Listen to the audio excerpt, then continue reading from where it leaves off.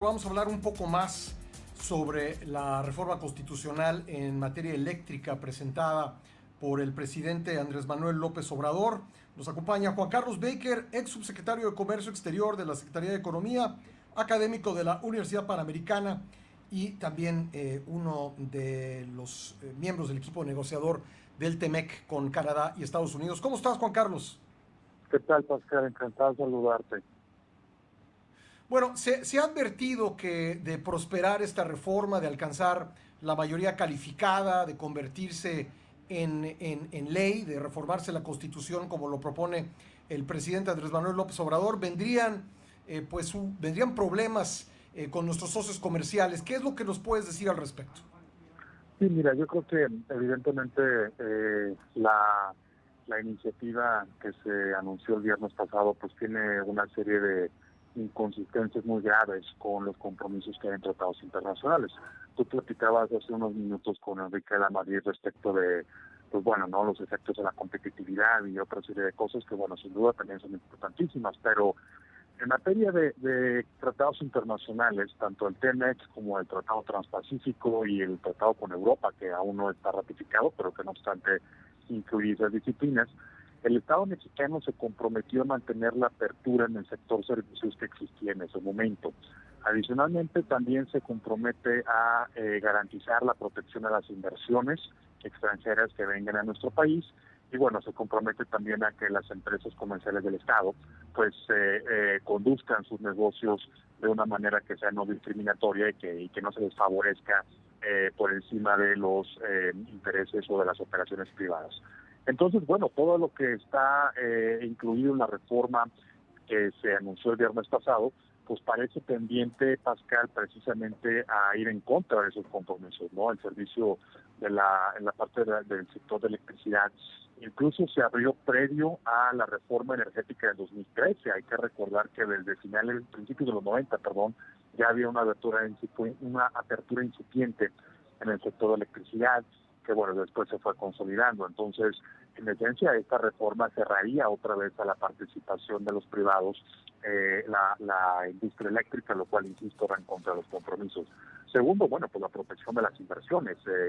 Por ahí ya hay algunas declaraciones que señalan que esto podría llegar a ser una expropiación, el cual, sobre todo, si se cancelan los permisos, si no se ofrece algún tipo de compensación, etcétera, pues sí podría ser efectivamente una expropiación. Y finalmente, pues creo que no queda duda, los propios considerandos de la iniciativa lo plantean, pues no queda duda que el objetivo de la iniciativa es devolverle el control de esta industria al Estado, en este caso a la Comisión Federal de Electricidad. Entonces, pues sí hay una serie de cosas que son muy difíciles, Pascal, de leer a la luz de las obligaciones que tenemos en tratados internacionales. ¿Qué podría pasar en los hechos si se aprobara esta iniciativa de reforma constitucional? ¿Qué sucedería, digamos, en el marco del TEMEC, por ejemplo? ¿Qué podríamos esperar? Bueno, podría hipotéticamente suceder dos cosas, Pascal. Primero, que en algunas de las obligaciones a las que nos acabamos de referir, los países, los gobiernos de esos otros países, pues consideren que México está violando sus compromisos y nos lleven a un procedimiento de solución de controversias que se llama, en el argot técnico, se llama Estado a Estado. Es decir, el gobierno de un país demanda al gobierno de otro país, en este caso México, por el incumplimiento de estas obligaciones. Se establecería un panel de solución de controversias, en el TEMEC, por ejemplo, sería el capítulo 31, y eventualmente si ese panel efectivamente encuentra que México violó esos compromisos, pues los otros países podrían tener, hipotéticamente en este ejemplo, podrían tener la capacidad de imponer aranceles a las exportaciones de nuestro país. Otra vertiente que se puede abrir, sobre todo en materia de protección de inversiones, que en el caso del tema que está incluido en el capítulo 14, concretamente en un anexo que es el 14E, se podrían dar casos en donde los inversionistas de manera individual, o sea, empresas en lo individual, lleven al gobierno de México a un proceso de arbitraje internacional, ¿sí? En donde es la empresa demandando al gobierno de México por estas acciones que, según se podría argumentar, estarían afectando las inversiones y los intereses que esas empresas tienen en el país, que llegaron, en su momento, llegaron con un marco jurídico que les permitía participar y ahora no les están pudiendo participar.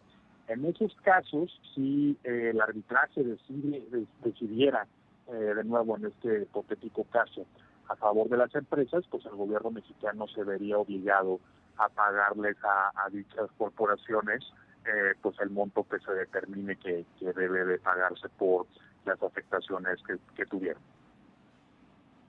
Digamos que la sanción serían multas económicas, pero ¿no habría nada que obligara al Estado mexicano a revertir una reforma así?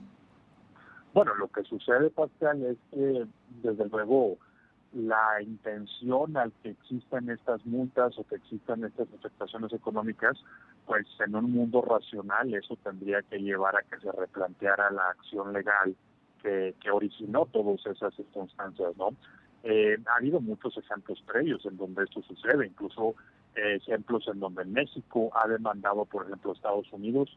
Recordarás que el caso del autotransporte de carga, algunos otros en los cuales México prevaleció, y pues para no pagar esos aranceles o para no sufrir esa afectación económica, Estados Unidos modificó la acción legal o el instrumento que en su momento era violatorio. Entonces, pues vaya, en estricto sentido, sí, supongo que podríamos decir que el gobierno pagaría todos esos costos económicos, pero pues estamos hablando de muchos miles de millones de dólares, Pascal, además de que el efecto hacia adelante en la confianza en el país, el efecto hacia adelante en términos de la competitividad de nuestra industria. Digo, no hace mucho tiempo, para seguir con este ejemplo, Pascal, de Estados Unidos y Canadá, pero insisto, puede pasar en otros tratados, pues hubo reuniones en Washington en donde se mencionaba que México era un socio estratégico, que podíamos incluso ser hogar de una serie de cadenas de suministro que regresarían a la región. Estamos hablando también de ser atractivos para la industria de los semiconductores. Y pues bueno, con este tipo de señales, pues yo pienso que estamos caminando en una dirección contraria, Pascal. Pues vamos a estar muy pendientes de ello y te agradezco mucho que me hayas tomado la llamada, Juan Carlos. El agradecido soy yo, Pascal, como siempre. Muy buena semana. Gracias, Juan Carlos Baker.